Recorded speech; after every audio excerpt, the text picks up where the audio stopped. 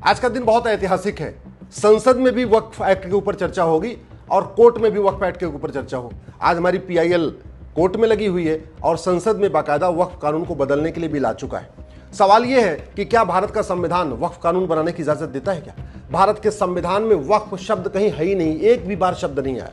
भारत का संविधान कहता है मजहब के आधार पर कोई बोर्ड नहीं होना चाहिए, मजहब के आधार पर कोई कानून नहीं होना चाहिए, मजहब के आधार पर कोई ट्रिब्यूनल नहीं होना चाहिए। या तो आप वक्फ कानून को खत्म कर दीजिए, सबके लिए एक देश से कानून बना दीजिए, और नहीं अगर मजहब के आधार पर कानून बनाना है तो जितने और भी रिलीजन हैं सबको अपना अपना बोर्ड बनाने की परमिशन होना चाहिए, सबको अपना अपना ट्रिब्यूनल बनाने की परमिशन होना चाहिए। और भारत में प्रियम्बल में फिर सेकुलर शब्द नहीं होना चाहिए। सेकुलर और मजहब के आधार पे कानून ये एक साथ नहीं चल सकते। या तो भारत सेकुलर है तो फिर मजहब के आधार पे कोई ट्रिब्यूनल नहीं होगा, कोई योजना नहीं होगी, कोई जो है अलग से बोर्ड नहीं होगा। और ये चलाना है तो जैसे वक्फ बोर्ड है ऐसे हिंदू, जैन, बौद्ध, सिख, पारसी, ईसाई बोर्ड भी होना चाहिए, यहूदी बोर्ड भी होना चाहिए, बहाई बोर्ड भी होना चाहिए। और फिर संविधान में सेकुलर नहीं होना चाहिए। दोनों एक साथ नहीं चल पाएंगे, क्योंकि कानून अगर हमने वक्फ एक्ट की अनलिमिटेड पावर को कंट्रोल कर दिया, लेकिन अगर उसकी हमने जड़ को नहीं खत्म किया, आने वाले टाइम में हो सकता है उसको दोबारा फिर से जो आज बदलाव किया जा रहा है उसको बदल के जो पुराना वाला कानून था उसको फिर से लागू कर दिया जाए। इसलिए कहते हैं ना, न रहेगा बांस न बजेगी बांसुरी। वक्फ एक्ट होना नहीं चाहिए, वक्फ बोर्ड होना नहीं चाहिए, वक्फ ट्रिब्यूनल होना नहीं चाहिए। सबके लिए एक देश एक विधान। ट्रिब्यूनल जैसे एनजीटी है सबके लिए खुला हुआ है, इनकम टैक्स का ट्रिब्यूनल सबके लिए खुला होता है, अपना जीएसटी का ट्रिब्यूनल है सबके लिए खुलता है। भारत में 20 ट्रिब्यूनल चल रहे हैं, लेकिन कोई भी ट्रिब्यूनल मजहब के आधार पर नहीं है। भारत का संविधान मजहब के आधार पर ट्रिब्यूनल बनाने की परमिशन नहीं देता। भारत का संविधान ये कहता है कि चूंकि 1947 का जो विभाजन मजहब के आधार पर हुआ था, तो मजहब के आधार पर कोई भी ट्रिब्यूनल नहीं होना चाहिए, मजहब के आधार पर कोई कानून नहीं होना चाहिए, मजहब के आधार पर कोई आयोग नहीं होना चाहिए। तो सवाल ये है, जब भारत का संविधान इसका विरोध करता है तो वक्फ एक्ट क्यों? जो बदलाव आया है मैं उसका स्वागत करता हूं, लेकिन सवाल वही है कि क्या भारत के संविधान में वक्फ है? उससे भी बड़ी बात, कुरान में कहीं पक्का कब्रिस्तान शब्द नहीं है, कुरान में कहीं दरगाह शब्द नहीं है, कुरान में कहीं मजार शब्द नहीं है। और इसीलिए पूरे अरब देशों में जहां से इस्लाम शुरू हुआ, आपका अरब हो गया, दुबई हो गया, कुवैत हो गया, अबू धाबी हो गया, मस्कट हो गया, बहरीन हो गया, कतर हो गया, वहां एक भी मजार नहीं, एक भी दरगाह नहीं, एक भी पक्का कब्रिस्तान नहीं। तो भारत में मजार, दरगाह और पक्का कब्रिस्तान वक्फ प्रॉपर्टी कैसे हो सकती है? इसलिए मैं कहता हूं कि ये जो वक्फ एक्ट है ये संविधान विरोधी भी है, इस्लाम विरोधी भी है, कुरान विरोधी भी है। ये जो वक्फ एक्ट है ये अनकॉन्स्टिट्यूशनल है, अनकुरानिक है, अन इस्लामिक है। इसलिए भारत में अगर वास्तव में हम चाहते हैं कि सेकुलरिज्म मजबूत हो, समता, समानता, समरसता मजबूत हो, देश की एकता, अखंडता मजबूत हो, तो मजहब के आधार पर कोई योजना नहीं होनी चाहिए। संविधान तो पहले विरोध कर रहा था। 1976 में भारत के संविधान में सेकुलर शब्द और जोड़ दिया गया। जब भारत एक सेकुलर देश हो गया, और सेकुलर का मतलब इक्वल अपॉर्चुनिटी, हालांकि भारत में पहले भी था, ये तो हमारा पहले प्रियम्बल में लिखा हुआ equality, justice, liberty, fraternity, unity, national integration. और जब स्पेशली हमने सेकुलर जोड़ दिया तो फिर एक मजहब के लिए अलग से कानून क्यों, एक मजहब के लिए अलग से ट्रिब्यूनल क्यों, एक मजहब के लिए अलग से बोर्ड क्यों? दो तरीका है, या तो भारत में के संविधान के प्रियम्बल से सेकुलर शब्द को हटा दिया जाए, और जैसे मुस्लिम्स के लिए वक्फ बोर्ड है ऐसे हिंदू बोर्ड बना दिया जाए, जैन बोर्ड बना दिया जाए, बौद्ध बोर्ड बना दिया जाए, सिख बोर्ड बना दिया जाए, पारसी बोर्ड बना दिया जाए, यहूदी बोर्ड बना दिया जाए, बहाई बोर्ड बना दिया जाए, जितने भी भारत में बोहरा बोर्ड बना दिया जाए, जितने भारत में सुन्नी बोर्ड बना दिया जाए, सिया बोर्ड बना दिया जाए, जितने भी भारत में लोग रहते हैं सबका अलग अलग बोर्ड बना दिया जाए।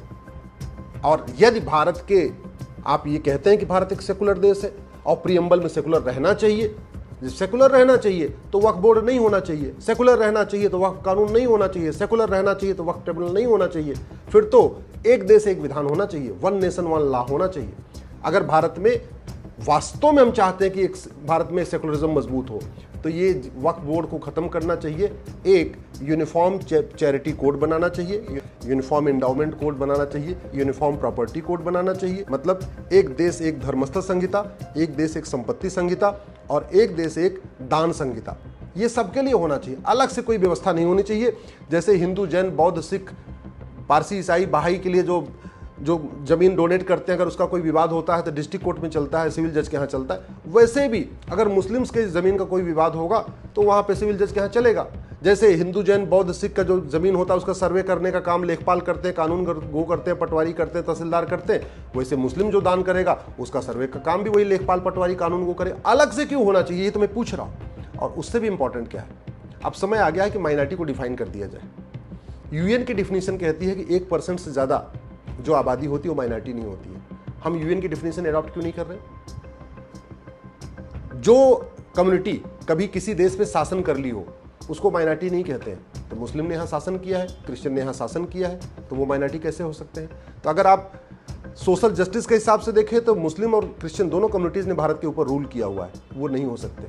और अगर आप संख्या के हिसाब से देखें तो दोनों ही कम्युनिटी 1% से ज़्यादा है, तो भी उनको माइनॉरिटी का दर्जा नहीं मिल सकता। तो ये कानून, हम ये भी नहीं कह सकते ये माइनॉरिटी के लिए स्पेशल प्रिविलेज दिया हुआ है, ये वो दोनों मुस्लिम माइनॉरिटी भी नहीं है। सबसे इंपॉर्टेंट ये है कि जो ज़मीन कब्जा हो रखी है 10 लाख एकड़, उसका क्या होगा? अगर ये जो कानून बदलाव हो रहा है, अगर ये रेट्रोस्पेक्टिव नहीं हुआ, आज से लागू हुआ, तो इस 10 लाख एकड़ ज़मीन का क्या होगा? मेरा ये कहना है, पहली बात तो ये होना नहीं चाहिए। अगर इसको जारी भी रखना है, बदलाव भी करना है, तो ये वक्फ एक्ट को 1947 से इसको लागू करना चाहिए। जैसे प्लेस ऑफ वर्शिप एक्ट बना था 1991 में, कांग्रेस ने बनाया, उसको लागू कब कर दिया? उसका डेट क्या है? 15 अगस्त 1947। ऐसे ही वक्फ एक्ट, ये जो वक्फ एक्ट है, इसकी लागू करने की डेट होनी चाहिए 15 अगस्त 1947 कि 15 अगस्त 1947 के बाद जितनी ज़मीनों को वक्फ बोर्ड ने एक्वायर किया है, जितनी ज़मीनों को वक्फ प्रॉपर्टी डिक्लेयर किया है, उन सब का सर्वे होना चाहिए, उन सब पे सबको अपनी परमिशन होनी चाहिए, लोग अपने ऑब्जेक्शन फाइल करें, लोग दिखाएं, और बाय डिफ़ॉल्ट कोई भी ज़मीन वक्फ बोर्ड नहीं होनी चाहिए जब तक किसी ज़मीन पे ये प्रूव ना हो जाए कि वो ज़मीन किसने डोनेट किया, किसके सामने डोनेट किया, कब डोनेट किया, कौन कौन गवाह थे, तब तक उस ज़मीन को वक्फ प्रॉपर्टी नहीं मानना चाहिए। भाई कानून इतना घटिया था, 1954 में नेहरू जी ने बनाया, 1984 में इंदिरा जी ने मजबूत किया, फिर उसको राजीव गांधी जी ने मजबूत किया, 1995 में नरसिम्हा राव ने उसको खतरनाक बना दिया, और 2013 में मनमोहन सिंह ने उसको खतरनाक बना दिया। ऐसा उसको अनलिमिटेड पावर दे दिया कि नतीजा हुआ कि 9 लाख ज़मीनों पे वो कब्जा करके बैठ गया, और 9 लाख जो संख्या में 9 लाख जो प्रॉपर्टी है उसका टोटल एरिया 10 लाख एकड़ है। 10 लाख एकड़ का मतलब दुनिया के 50 देशों का क्षेत्रफल 10 लाख एकड़ से कम है। यानी दुनिया के 50 देशों का जो क्षेत्रफल है उससे ज़्यादा ज़मीन भारत में वक्फ बोर्ड के पास है। उदाहरण के लिए मालदीव का क्षेत्रफल मात्र 75,000 एकड़ है। आप याद रखिए, मालदीव एक इस्लामिक कंट्री है, भारत का पड़ोसी देश है, पहले भारत का हिस्सा था, अब वहाँ से हिंदू जैन बौद्ध सिख खत्म हो चुके हैं। उसका टोटल क्षेत्रफल 75,000 एकड़ है, और भारत में वक्फ बोर्ड के पास 10 लाख एकड़ ज़मीन है। हांगकांग का क्षेत्रफल 2,75,000 एकड़ है, भारत में वक्फ बोर्ड के पास 10 लाख एकड़ ज़मीन है, यानी हांगकांग का 3 गुना से ज़्यादा ज़मीन भारत में वक्फ बोर्ड के पास है। बहरीन का क्षेत्रफल 1,90,000 एकड़ है, भारत में वक्फ बोर्ड के पास 10 लाख एकड़ ज़मीन है। इसका मतलब बहरीन जो इस्लामिक कंट्री है उसके 5 गुना से ज़्यादा भारत में वक्फ बोर्ड के पास ज़मीन है। सिंगापुर का क्षेत्रफल 1,80,000 एकड़ है, और भारत में वक्फ बोर्ड के पास 10 लाख एकड़ ज़मीन है। इसका मतलब सिंगापुर के 5 गुने से ज़्यादा ज़मीन भारत में वक्फ बोर्ड के पास है। इस वक्फ बोर्ड की अनलिमिटेड पावर का नतीजा है उत्तराखंड के जंगल वक्फ प्रॉपर्टी हो चुके हैं, हिमाचल में पूरी पहाड़ियाँ वक्फ प्रॉपर्टी हो चुकी है, तमिलनाडु का मंदिर वक्फ प्रॉपर्टी हो गया। कुछ दिन पहले नेताजी कह रहे थे कि अंबानी का जो जहाँ घर बना है वो भी वक्फ प्रॉपर्टी है। अभी कुछ दिन पहले हैदराबाद के छोटे वैसी कह रहे थे कि वहाँ के एयरपोर्ट भी वक्फ प्रॉपर्टी है। ऐसे तो फिर अभी एक जज साहब का बयान आया है मध्य प्रदेश हाई कोर्ट के, वो कह रहे हैं कि भैया तुम कागज़ दिखाओ, बिना कागज़ नहीं दिखाओगे तो कैसे मान लें वक्फ प्रॉपर्टी। वो कह रहे थे आप ऐसा अगर यही हालत रही तो पूरा भारत वक्फ प्रॉपर्टी हो जाएगा। ये मनमानी रुकनी चाहिए। मैं आशा करता हूँ कि आप मेरी बात से सहमत होंगे। इस वीडियो को अधिक से अधिक शेयर करिएगा, अपने सांसद को ज़रूर भेजिए, अपने विधायक को ज़रूर भेजिए। इस वीडियो को आप किसी कलेक्टर को जानते हैं, IAS को जानते हैं, IPS को जानते हैं, जज को जानते हैं, ये वीडियो उन तक भेज दीजिए। इस वीडियो को अधिक से अधिक फैलाइए।